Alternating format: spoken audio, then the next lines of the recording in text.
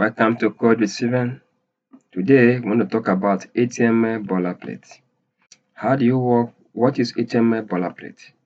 I want to start it up by giving an illustration. Let's assume that you actually want to send a letter to your loved one. In that letter, you have the head, you have the body.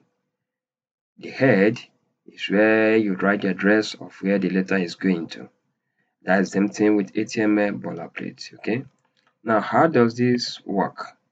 In read terms, it has to deal with the automated HTML skeleton. And remember, I taught this HTML skeleton on day 2 of our training.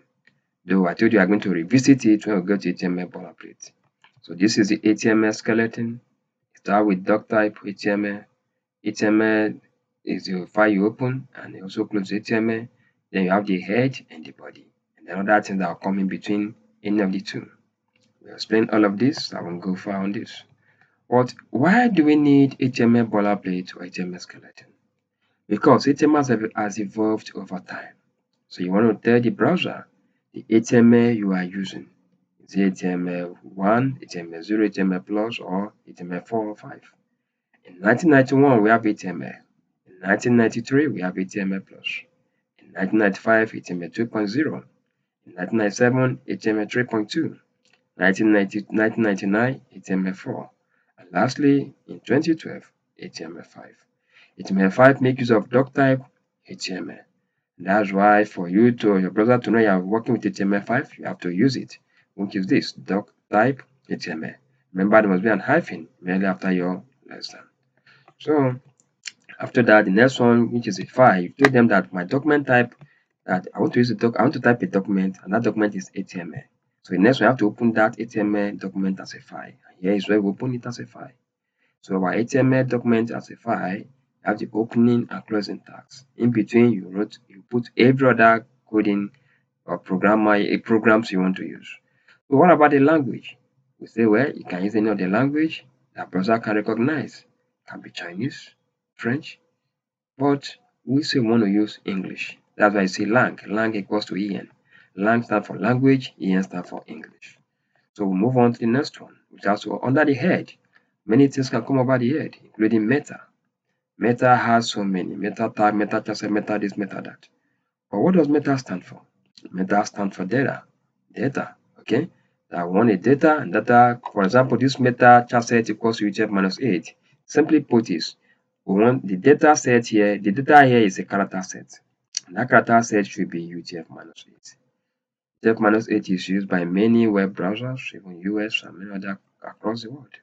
So we'll see I don't want to bring out the meta tags here. As you are learning, you are seeing them. Once you see meta, you know that it's part of the meta tags. Belong to meta family, so to say. After we have the title, and I explained title before now. Yeah, the title is my website. So move to the next one.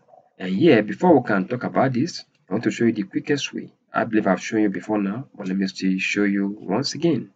The quickest way you can actually get all of this. You don't need to cram them and start writing them one after the other. No, there is a shortcut. Let me go to my VS Code. And my VS Code, I went to contact. In that contact, I want to delete everything on the head. So delete everything on the head. Delete it. And then hold your shift key and then press 1. Once you do that, you see exclamation mark in 1 and you have another 3 exclamation mark. Choose the first one, please. Click and you see everything has appeared here. Meta tag, meta chassis, title, and the rest of them. But you notice that there's a difference between this one and the one I was actually using to give you as explanation, which is this one. Check this one. It has meta HTTP equivalent. This is compatible content equals to IA equals to Edge. But if you check the one the one that we have from VS Code, it didn't have any of that. So you may be wondering why. Well, it's very simple. I just put there for me to just explain to you. This one has to do with Internet Explorer. Like gone are the days where we use Internet Explorer, so we don't need it anymore.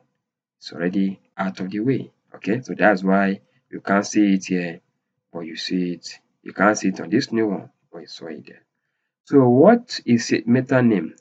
Meta name viewports content equals to width, and width is equals to device width. initial scale is equals to 1.0.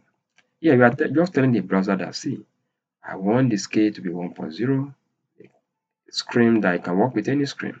And that's why if you carry a laptop, you can work with laptop.